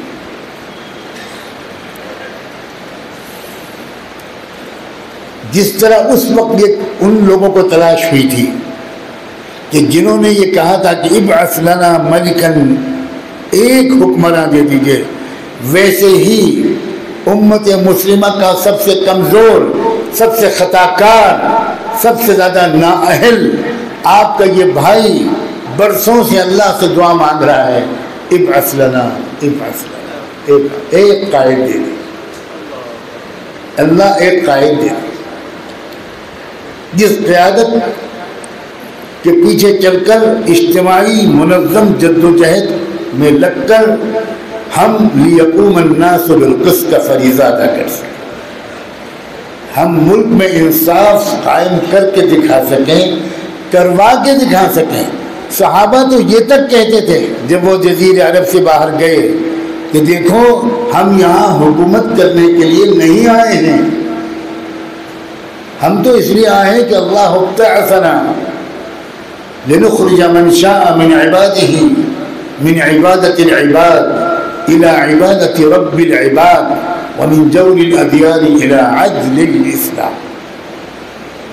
ہم تو اس لیے آئے ہیں. یہ تک کہتے تھے کہ انصاف کے اصول ہم سے سیکھ لو، ہم اپنے مدینے واپس چلے جائیں گے، ہم نہیں یہاں پر رہیں گے، ہم حکومت کرنے کے لیے نہیں آئے ہیں، ہم حکومتوں کے لالچی لوگ نہیں ہیں، ہم فقیر لوگ ہیں اور ہم فقیر ہی رہنا پسند کرتے ہیں. بس انصاف کے اصول سیکھ لو.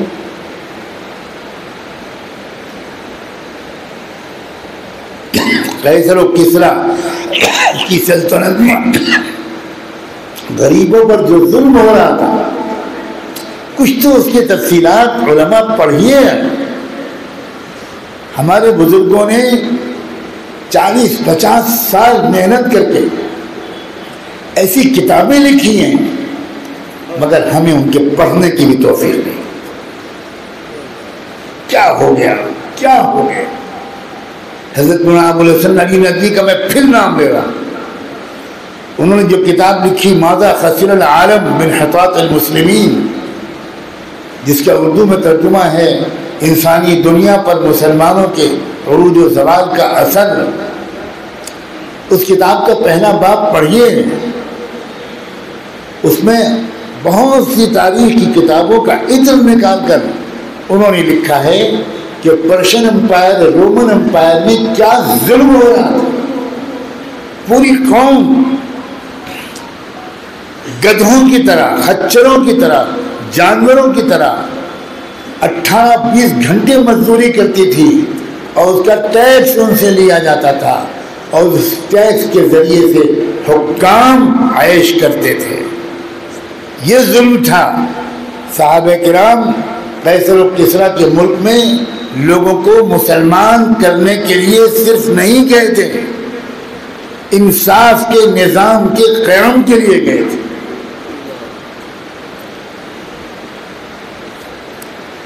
اب دنیا کے دوسرے ملکوں میں ظلم ہو رہا ہے، صحابہ اپنی ذمہ داری محسوس کر رہے ہیں، ہمارے اپنے محلے میں ظلم ہو رہا ہے اور ہم مست ہیں. ہم سمجھ رہے ہیں کہ یہ ہماری ذمہ داری نہیں. اس لیے کم سے کم آپ دعا تو مانگیں روزانہ، صلاۃ الحاجت پڑھ کر، صدقہ نکال کر کہ اللہ اس ملت کی جو انتشار کی کیفیت ہے یہ ختم. ایک مخلص قائد، جس کی اپنی کوئی غرض نہ ہو، جس میں ہمت بھی ہو اور عقل، دانش، سمجھداری اور حکمت بھی ہو۔ ابعث لنا عمل، یہ تو تمنا ہی ہمارے دل سے نکل گئی۔ یہ میں آپ کو قصور نہیں دوں، واقعی ماحول کا ایسا اثر پڑتا ہے کہ بلند عزائم ذہنوں میں آتے ہی نہیں۔ بس اتنا آ گیا کہ کہیں پر فساد ہو گیا تو ہم نے چندہ جمع کیا اور ریلیف کا سامان پہنچا دیا، کوئی گرفتار ہو گیا تو پھر ہم نے کچھ کیا اور اس کی مقدمہ لڑ کے 10 سال 20 سال میں جب تک اس کی جوانی ختم ہو گئی، بیوہ بیچاری روتے روتے مر گئی، تب ہم نے اس کی رہائی کا انتظام کر دیا۔ بس یہ آتا ہے ان کے ذہن میں جو بہت غنیمت لوگ ہیں، یہ ذہن میں کیوں نہیں آتا کہ طاقت کا توازن بدلنا چاہیے اور بے گناہوں کی گرفتاری کا سلسلہ بند ہونا چاہیے؟ یہ ذہن میں کیوں نہیں آتا کہ یہ فسادات کا سلسلہ بند ہونا چاہیے؟ ہم انتظار کریں کہ کہیں فساد ہو اور ہم پھر امداد پہنچائیں، ہم انتظار کریں کہ کوئی گرفتار ہو اور پھر ہم اس کا مقدمہ لڑیں؟ یہ بھائی اونچے درجے کی بات تو نہیں۔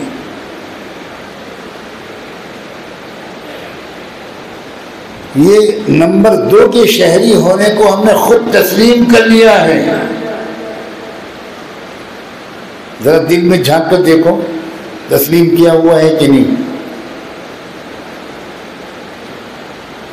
سچ نہیں بول پاؤ گے؟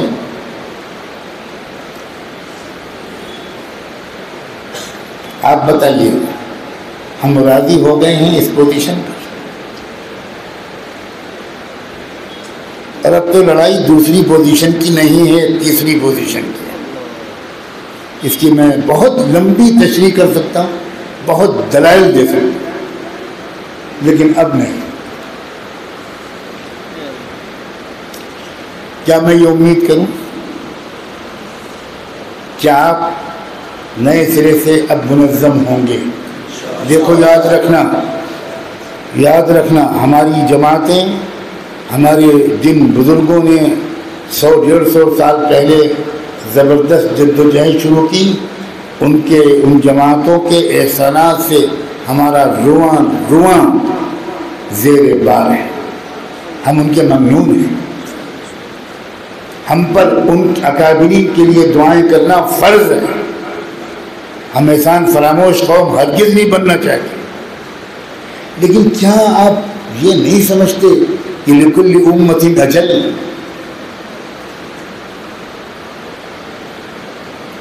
جس طرح افراد کی عمریں ہوتی ہیں ویسے ہی جماعتوں کی بھی عمریں ہوتی ہیں، اور آپ اپنے دادا پر دادا سے یہ امید نہیں کر سکتے کہ وہ 50 کلو کی سیمنٹ کی بوری اپنے کندھے پر رکھ کر تیسری منزل تک پہنچائیں۔ اور اگر ہر 100 سال میں ایک نئی کوشش کی ضرورت نہ پڑتی تو ہر نئے 100 سال میں ایک نئی مجدد اور نئے مجددین کو کیوں بھیجنا اللہ اپنے ذمہ لازم قرار دیتا؟ یہ جو ہمارے ذہن میں بیٹھ گیا ہے نا، بہت صاف لفظوں میں بیان کروں گا میں، کسی کو برا لگے تو معذرت چاہتا، لیکن میں بھی اگر ڈر کے بارے پوری بات نہ کہوں تو کیا مطلب، کیا ہے؟ تو میں تو اپنے ضمیر کو اللہ کو جواب نہیں دے پاؤں۔ یہ بتائیے، مجدد الفسانی رحمۃ اللہ علیہ پورے 1000 سال کے مجدد تھے، یہ مانتے ہیں آپ لوگ؟ یہ جانتے ہیں کہ مجدد الفسانی کے بعد کیوں ضرورت پڑی ان کے صاحبزادے حضرت خواجہ معصوم سرہندی کی؟ پھر کیوں ضرورت پڑی ان کے مزید خلفاء کی؟ پھر کیوں ضرورت پڑی حضرت شاہ ولی اللہ کی؟ یہ کیوں نہیں کہا ان کے لوگوں نے کہ ہمارے اکابرین کی نسبت کافی ہے، ہمیں کسی نئے شخص کی ضرورت نہیں؟ حضرت شاہ ولی اللہ کے بعد کیوں ضرورت پڑی حضرت شاہ عبدالعزیز کی؟ کیوں ضرورت پڑی حضرت شاہ اسماعیل شہید اور سید احمد شہید کی؟ اور کیوں ضرورت پڑی حضرت سعید الطائفہ حاجی امداد اللہ مہاجر مکی کی؟ کیوں ضرورت پڑی حجت الاسلام حضرت نانوتوی کی؟ کیوں ضرورت پڑی حضرت شیخ الہند کی؟ کیوں ضرورت پڑی ناظر عصر محدث زمان علامہ حضرت رشید احمد گنگوہی کی؟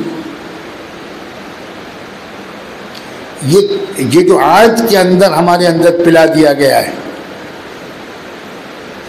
تبلیغ کی محنت میں بھی یہ پلایا گیا کہ یہ محنت اسی انداز سے قیامت تک کے لیے قبول ہو چکی ہے، 100% غلط ہے۔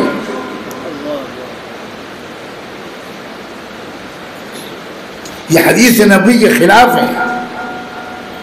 سنن نبی داؤد میں صاف حدیث ہے، ان اللہ یبعث علی رأس کل 100 سنۃ من یجدد لها امر دینها۔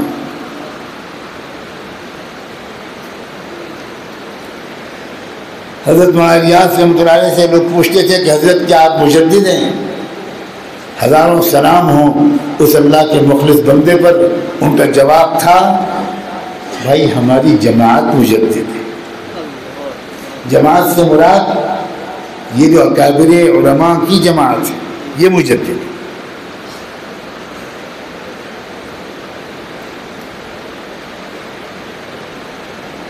بھائی اتنا تو مان لو کہ اس دور میں ایک سپاہ تازہ کی ضرورت ہے۔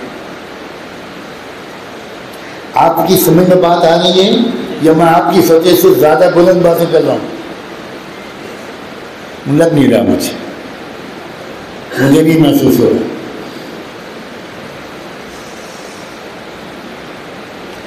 کیا ہضم نہیں ہو رہی باتیں؟ میں بھی وہی رٹی رٹائی باتیں کروں تاکہ آپ سبحان اللہ کہیں۔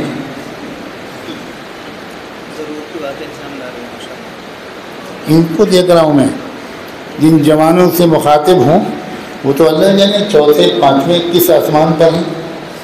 ذرا نیچے آ جاؤ بھائی۔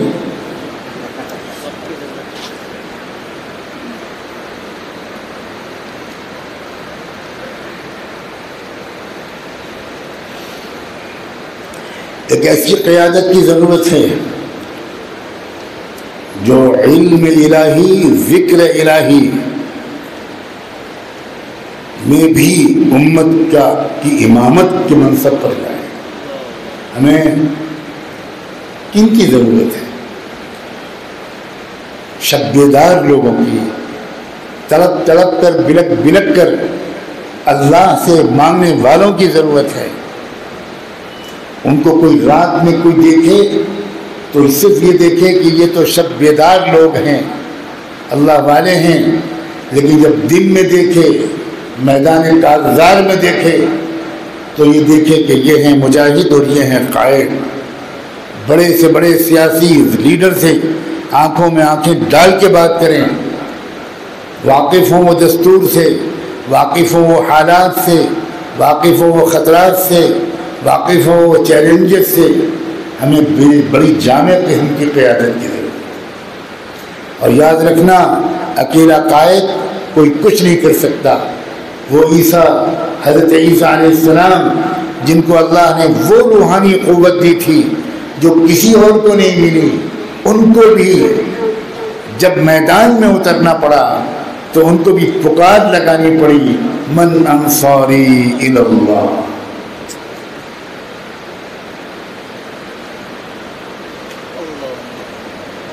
اور قیادت اس طرح امت سے جڑی ہوئی ہو کہ ایک ایک صوبے، ایک ایک ضلع کی ایک ایک تحصیل، ایک ایک گاؤں، ایک ایک پنچایت تک اس کا تربیت یافتہ کیڈر موجود ہو۔ ہمیں معتقدین بالکل نہیں چاہیے، ہمیں تربیت یافتہ سپاہی چاہیے۔ ہمیں وہ لوگ چاہیے کہ جب سیدنا عمر رضی اللہ تعالیٰ عنہ نے خلافت کی ذمہ داری سنبھال کر پہلا خطاب کیا تو کہا کہ اے لوگوں مجھے ایک بات بتاؤ، ابو بکر میرے اوپر ذمہ داری ڈال گئے، میں کیا کروں؟ لیکن اب میں تم سے ایک بات کہتا ہوں، اگر میں اللہ اور اللہ کے رسول اور میرے سلف حضرت ابوبکر صدیق کی راستے سے سر منہ ہٹنے لگوں تو تم بتاؤ کیا کرو گے؟ تو وہ عمر جن کے نام سے لوگ کانپتے تھے کھڑے ہو گئے صحابہ، اور ایک نے تلوار نکالی اور کہا ان الخطاب نقومک بسیفنا ھذا، تمہیں ٹھیک کر دیں گے ہم اپنی تلوار سے۔ ایسے لوگ چاہیے، تالیاں بجانے والے لوگ نہیں چاہیے، غلط باتوں کے داد دینے والے کو لوگ مت چاہیے، نہیں چاہیے، انہوں نے خراب کیا ہے۔ قائدین کا مزاج ایسے ہی عقیدت مند خراب کرتے ہیں۔ یہ جملہ کہ ملک پہلے ہے اور ملت بعد میں ہے، یہ اس لائق ہے کہ ہزاروں لوگ کھڑے ہو جائیں اور کہیں کہ کسی قیمت پر ہم تسلیم نہیں کر سکتے، ملت پہلے ہے، ملک بعد میں ہے۔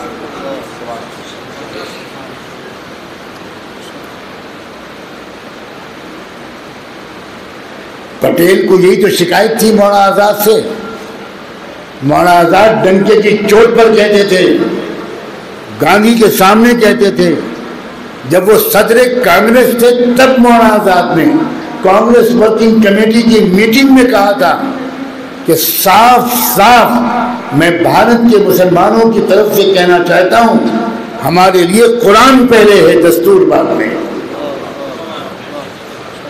ہمیں ایسے قائدین چاہیے بھائی۔ یہ کیا جملہ ہے کہ ملک پہلے اور ملت بعد میں؟ اگر ہر ملک پہلے ہے تو اس کا مطلب یہ ہوا کہ یہاں والے کہیں گے ہمارا لیے یہ ملک پہلے ہے، دوسرے ملک والے کہیں گے یہ ہمارا ملک پہلے ہے، اور پھر دونوں ملکوں میں لڑائی ہوگی، دونوں ملک کے مسلمان لڑیں گے، پھر یہ امت کہاں گئی؟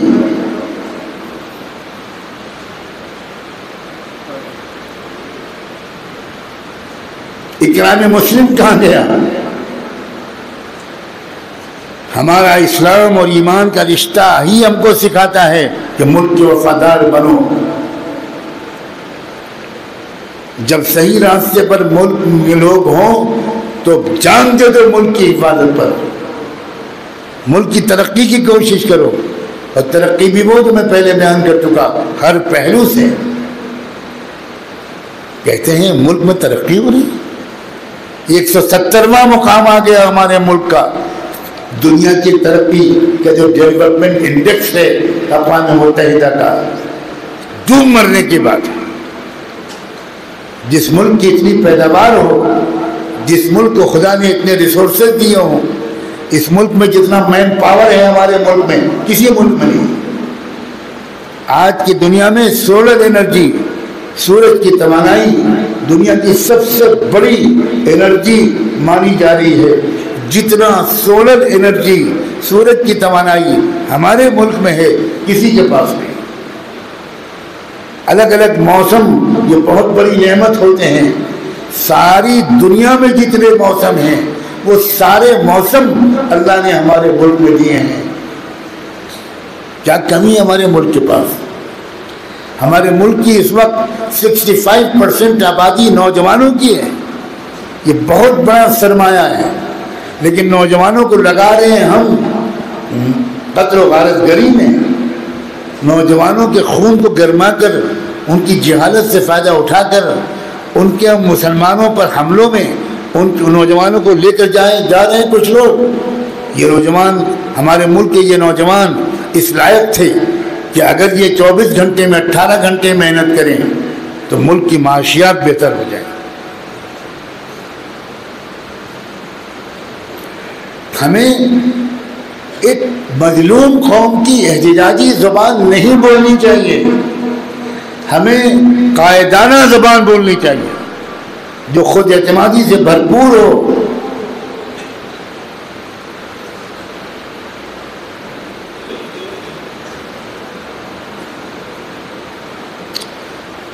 نیوکلیئر حملے کے بعد جاپان تباہ ہو گیا تھا، اتنا تو آپ لوگ جانتے ہی ہوں گے۔ جاپانی قوم کے اس وقت کے بادشاہ نے، آپ کو یہ بھی شاید نہ معلوم ہو کہ آج بھی جاپان میں بادشاہت زندہ ہے، اور جمہوریت کی جو کھجلی خارش ہمیں لگا دی گئی ہے،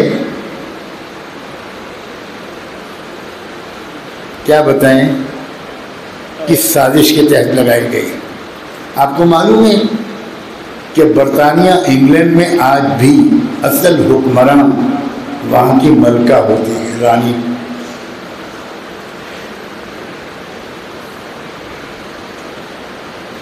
جاپان کا اصل حکمراں آج بھی بادشاہ ہوتا ہے، اور ہم سب یہ سمجھنے لگے ہیں اصل نظام تو جمہوریت ہے۔ میں جمہوریت کے خلاف اس وقت یہاں نہیں بولوں گا، اس لیے کہ یہی بیچاری ٹوٹی پھوٹی جمہوریت ہے جس کے سہارے ہم کچھ آج باتیں کر رہے ہیں۔ جاپان کو جب نیوکلیئر حملہ ہوا تو جاپان کے بادشاہ نے ٹوٹے پھوٹے تاروں کو جوڑ کر ریڈیو اسٹیشن پر بیٹھ کر اپنی قوم سے خطاب کیا، تباہ ہو جانے کے بعد۔ کیا خطاب تھا وہ؟ 7 منٹ کا تھا یا 5 منٹ کا، بس۔ ہمارا کوئی عالم بزرگ 7 منٹ میں تقریر ختم کر دے تو مفتی صاحب کہیں گے 7 منٹ؟ ہماری تو کم سے کم رات بھر کی تقریر ہو تاکہ صبح کی نماز قضا ہو۔ ہمارے رات کے جلسہ سیرت النبی کا پہلا نتیجہ 80% لوگوں کی نماز فجر غائب۔ یہ ہے پہلی برکت۔ خدا جانے ہمیں ہوا کیا ہے۔ اسرائیلی وزیر اعظم کی تقریر پارلیمنٹ میں 27 منٹ سے زیادہ نہیں ہو سکتی،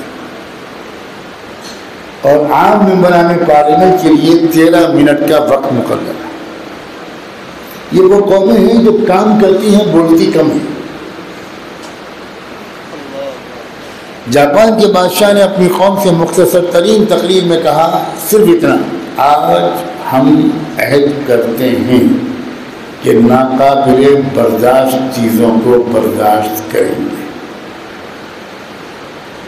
آج ہم عہد کرتے ہیں کہ اپنی قوم کو دنیا کی مضبوط ترین قوم بنائیں گے۔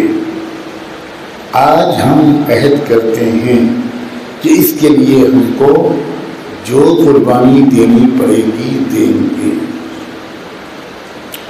جاپان نے نیوکلیئر اٹیک میں تباہ و برباد ہو جانے کے بعد یہ فیصلہ نہیں کیا کہ ہم بھی نیوکلیئر طاقت بنیں گے،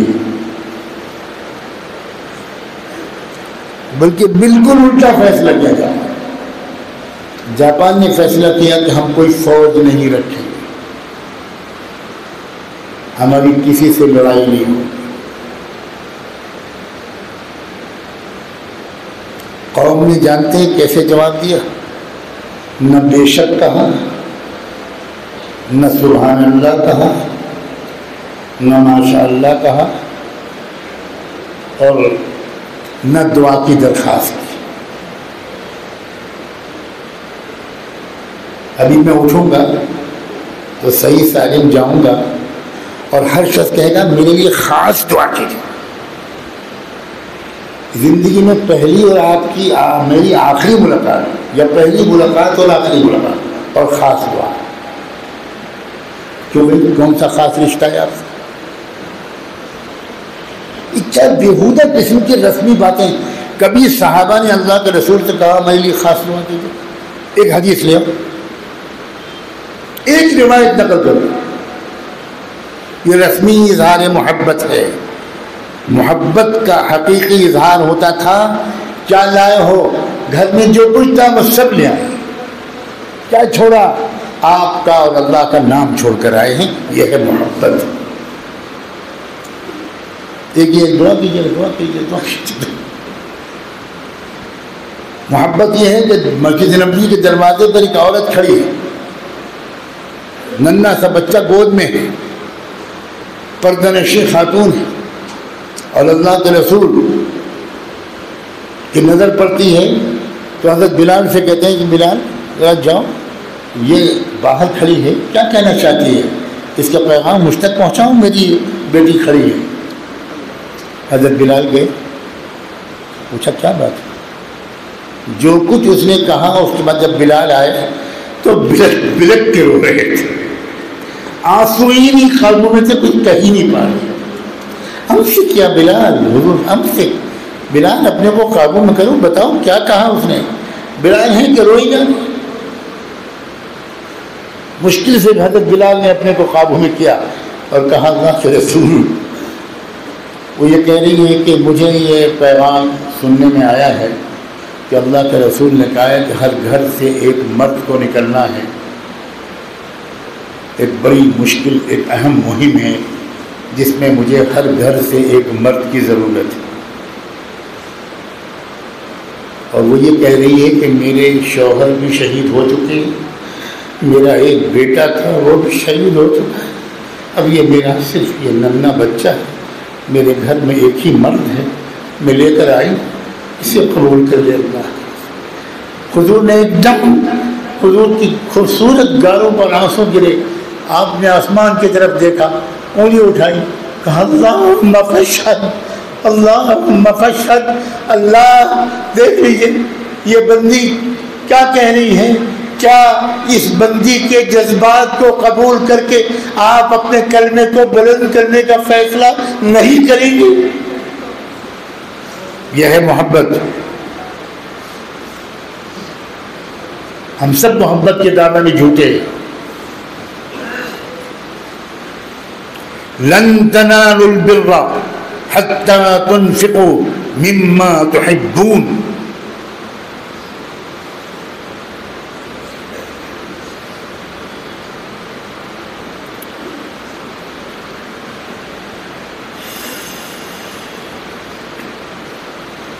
جاپانی قوم نے اپنے بادشاہ کو جانتے ہو کیا جواب دیا؟ زبانی کوئی جواب نہیں، کوئی مسافہ نہیں، کوئی دعا کی درخواست نہیں، کوئی دست بوسی نہیں، کوئی قدم بوسی نہیں۔ جاپانی قوم نے ایک فیصلہ کیا کہ اب ہم اپنی ملوں اور فیکٹریوں اور کارخانوں اور انڈسٹریز میں ہم جو کام کرتے تھے وہ 12 گھنٹے کام کرتے تھے، اب ہم 16 گھنٹے کام کریں گے روزانہ، اور 4 گھنٹے کی تنخواہ ہم سرکاری خزانے میں جمع کریں۔ آپ 1000 بد دعا کرتے رہو، اگر کوئی کافر بھی اپنی چائے کی پیالی میں شکر ڈالے گا تو چائے میٹھی ہوگی، آپ کی قنوت نازلہ سے اس کی چائے کڑوی نہیں ہوگی، ہرگز نہیں۔ لیس بامانیکم ولا بامانی اہل الکتاب، تمناؤں سے اس دنیا کو نہیں چلایا جاتا۔ سنت من سنت ولن تجد لسنت اللہ تبدیلا، اللہ کے اٹل قانون ہیں، جن اٹل ناقابل تبدیل قانونوں کی روشنی میں اللہ اپنی اس دنیا کو چلاتا ہے۔ اگر کسی کی اعمال کچھ اور ہوں گے اور دعائیں کچھ اور ہوں گی تو نتیجہ اعمال کے مطابق نکلے گا، دعاؤں کے مطابق نہیں نکلے گا، نہیں نکلے گا، نہیں نکلے گا۔ میں اتنی صاف بات آپ ہی کے سامنے کر سکتا ہوں۔ مجھے امید ہے کہ کوئی بہت ہی غلط بات میری زبان سے نکلی ہوگی تو آپ مجھے معاف کر دیں گے، میں دستبستہ معافی مانگنے کو تیار۔ آپ جن بزرگوں کے نام لیوا ہیں، بہادری ان پر تمام تھی، آئین جوان مرداں، حق گوئی اور بے باکی کے وہ شاہکار تھے، عدالت میں کھڑے ہوئے ہیں عطا اللہ شاہ بخاری، اور انگریز جج ان کے بڑھاپے کو دیکھ کر ترس کھاتا ہے اور ایک پرچے پہ لکھ کے بھیجتا ہے، پرچہ شاہ عطا اللہ شاہ بخاری پڑھتے ہیں، اس میں لکھا ہوتا ہے کہ میں عدالت سے معافی مانگتا ہوں، صرف یہ جملہ کہہ دیجئے میں ابھی آپ کو باعزت بری کر دوں گا، عطا اللہ شاہ بخاری اس پرچے کو تھوکتے ہیں اس کے اوپر اور تھوک کر نیچے رکھ کر اپنے جوتوں سے رگڑتے ہیں اور کہتے ہیں جج صاحب آپ کی ہمت کیسی ہوئی کہ آقا نامدار کے ایک غلام سے آپ یہ بات کہہ رہے ہیں؟ آپ نے نہیں پہچانا میرے نانا محمد رسول اللہ. اولئک آبائی اولئک آبائی جئنی بمثلہم. اللہ کیا ہے پورا شعر؟ اللہ.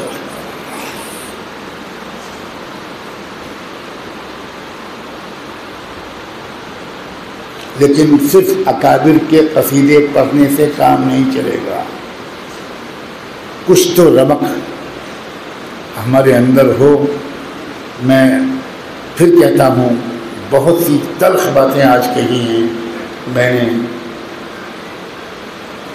رکھیو غالب مجھے اس تلخ نوائی میں معاف.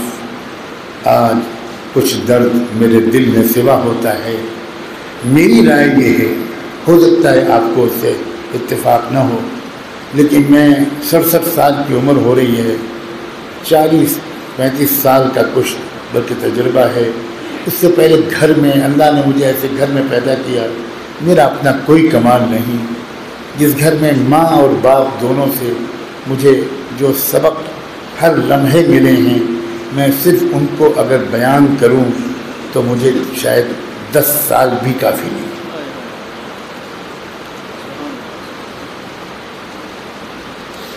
کیا حوصلہ تھا ان کے اندر, کیا ہمت تھی, کیا جرأت تھی, اور لرزہ براندام رہتی تھیں اس وقت کی حکومتیں,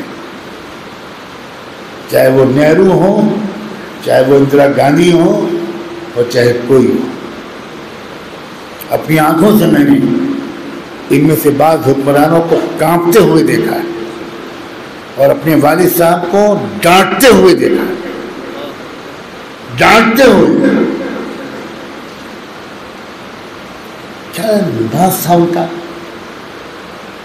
افضل جہاد کلمۃ حق عند سلطان جائر.